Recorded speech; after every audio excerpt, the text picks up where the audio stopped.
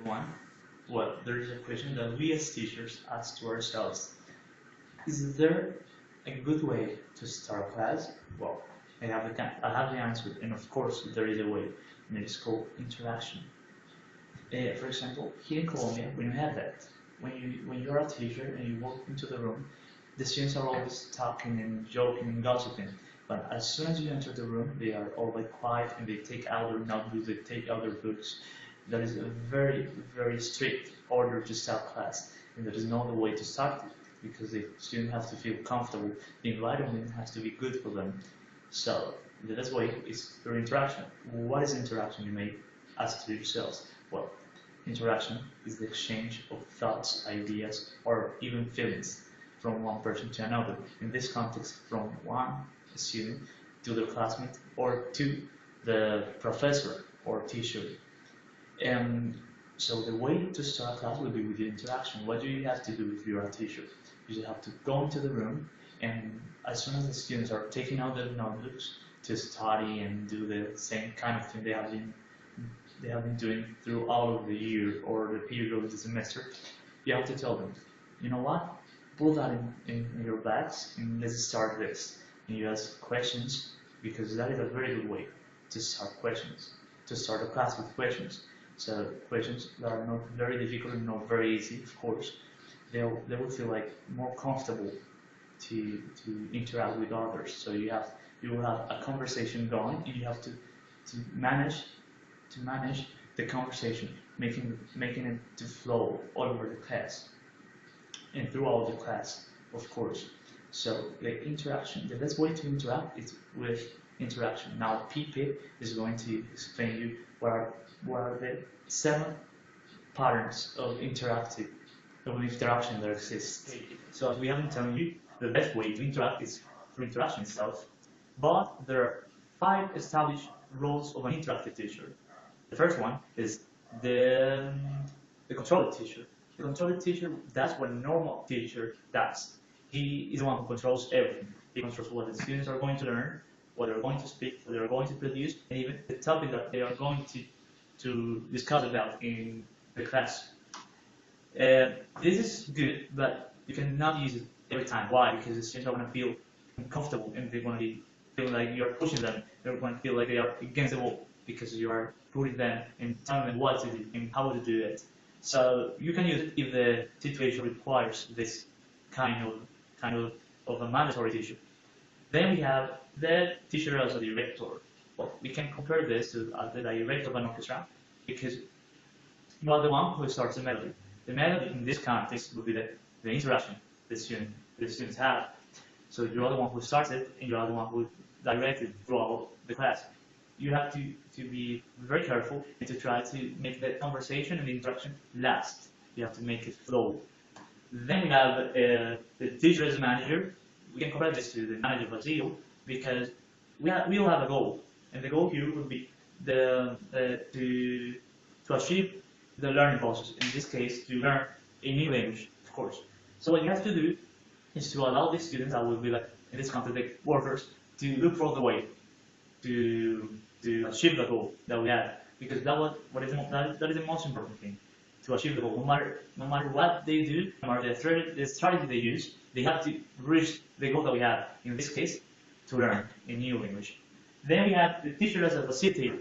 Well, this teacher facilitates everything because he gives the opportunity to students to look for the ways to learn, the ways that tickles their fancy. He's always there to support them, to guide them if they need it. Then we have the last one, which is the resource role. Well, in this case, students use the teacher as some kind of resource. So you tell them, well, you know what? Today we're going to learn this. We're going to learn how to say some words, some next, let's say it.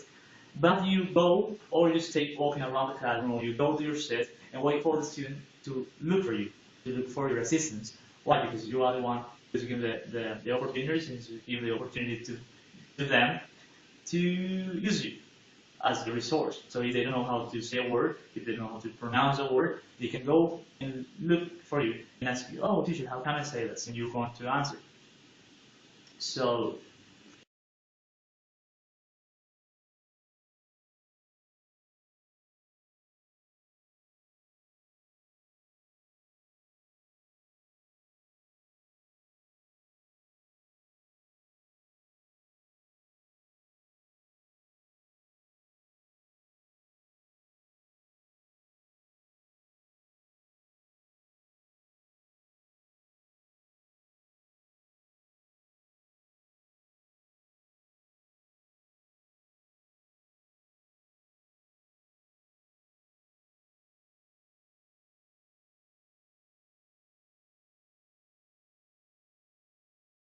use all these roles in class if you want to, depending on what you're going to teach them, but not in activity. Why? Because it will be very confusing for them to see you as a facilitator and then as a controller or director. So you have to focus on one role of teacher and activity. But during the class, if you have a class, you give a class of 4 hours, 5 hours, you can use them all. Now people is going to explain you and to tell you about interaction analysis.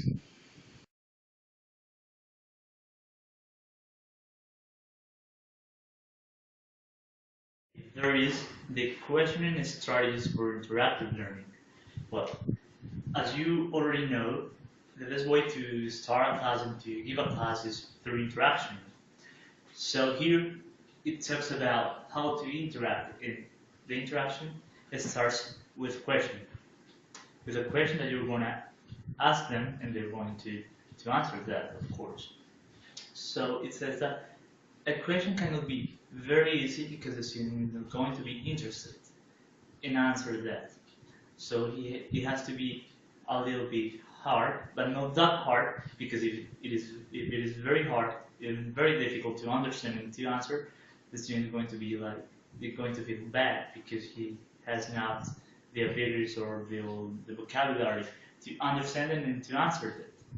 So it has to be in a middle range, let's say it that way. Because if it is easy, the student is going to be like, oh, I'm not interested in that. So he's going to look at his partners or his girlfriends or her boyfriends, whatever. So it cannot be hard because it's going to be difficult for them and uncomfortable, of course. Then you know that you have to ask questions to have a result. The result will be the answer of the question, and the answer of the question is the output they're going to produce. In this means the interaction of the class.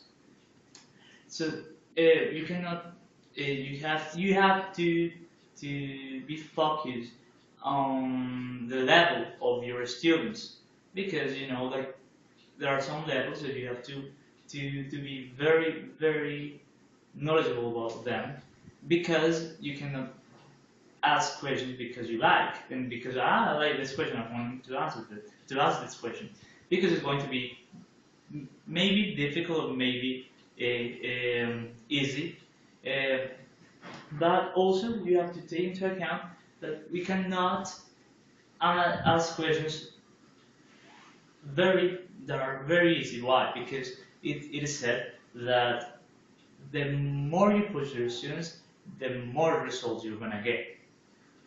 So you have to push them, but a little bit, little by little. No? So remember that you have to ask questions to have an interaction in your class, but you have to be very careful, very careful in the questions that you're going to ask them. So, I mean, I think that this is all for today.